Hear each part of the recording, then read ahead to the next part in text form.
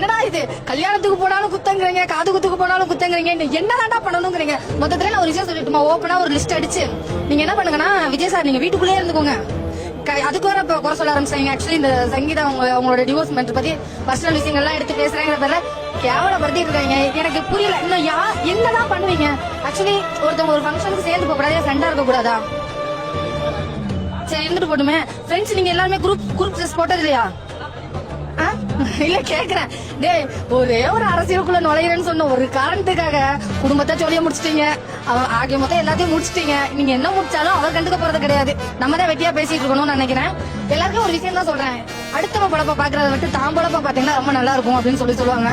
அதே மாதிரிதான் நினைக்கிறேன். ரொம்ப கேவலமான ஒரு விஷயமா போயிட்டு இருக்குன்னு தோணுது எனக்கு. என்னோட கேள்வி என்னன்னா, மீடியாக்கள் எல்லாருமே இந்த மாதிரி ஒரு விஷயத்த கேக்குறீங்களா? யாராவது ஒருத்தவங்க எவ்வளவு மாநாடு நடக்குது, எவ்வளவு ஆபீஸ் நடக்குது, ஏன் போய் மைக்க நீட்டி இவ்வளவு ஆபீஸ் நடக்குது, சட்டம் ஒழுங்கெல்லாம் பாதுகாப்பா இருக்குன்னு சொன்னீங்களே, ஏன் சொன்னீங்கன்னு சொல்லி கேட்கணும்னு உங்களுக்கு தைரியமே இல்லையா? அந்த தைரியத்தை முதல்ல வர வச்சுட்டுவாங்க.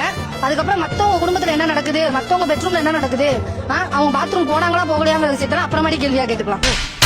நீ கேட்ட ஒவ்வொரு கேள்வி என்ன செருப்பால் அடிச்ச மாதிரி இருக்குடா. மாதிரி இல்ல, உண்மையிலே செருப்பால தான் அடிச்சது. உண்மையா இருந்தா நீ என்ன பண்ண போற, உண்மையா இல்லன்னா என்ன பண்ண போற? நான் என்ன கேள்வி கேட்கறேன்னா, இப்ப விஜய் சார் இங்க எல்லாருக்கும் ஒரு 10 லட்சம் ரூபாய் தரேன்னு சொன்னா எவனுமே வாங்க மாட்டீங்களா? நீங்க அப்படியே ஐயோ கொண்டாட்டி டிவோர்ஸ் சொல்லியிருக்கா, அவன் கையால போய் நான் காசு வாங்குறதா அப்படின்னு எவ்வளவு இருந்துருவியா? அப்படின்னு பாத்தீங்கன்னு வச்சுக்கோங்களேன், இந்த நாட்டுல இருக்க ஒவ்வொருத்தவங்களோட பர்சனல் எடுத்தோம்னு வச்சுக்கோங்க, அதை விட நாரிடும். ஆதி காலத்துல இருந்து இந்த காலத்து வரைக்கும் உள்ள பர்சனல் எல்லாம் யாருக்கும் தெரியாம ஒண்ணும் கிடையாது.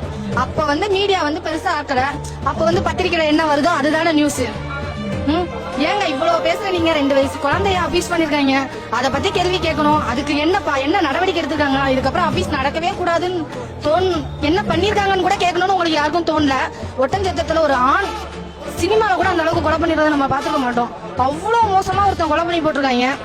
ஒருத்தனும் கேள்வி கேட்க துப்பு இல்ல, ஓப்பனா சொன்னா துப்பு இல்ல. எவன் பொண்டாட்டி எவனோட போனா, எவன் எங்க கூட்டிட்டு ஓடுனா, அவன் எவன் பெட்ரூம்குள்ள ரூம் போட்டான், இந்த மாதிரி கேக்குறதுதான் மீடியாவா? என்னோட கேள்வி இதுதான். இத கேள்வி கேட்கிற உங்களுக்கு அசிங்கமா இல்லையான்னு தெரியல, இதுக்கு ஆன்சர் பண்ற எங்களுக்கு அசிங்கமா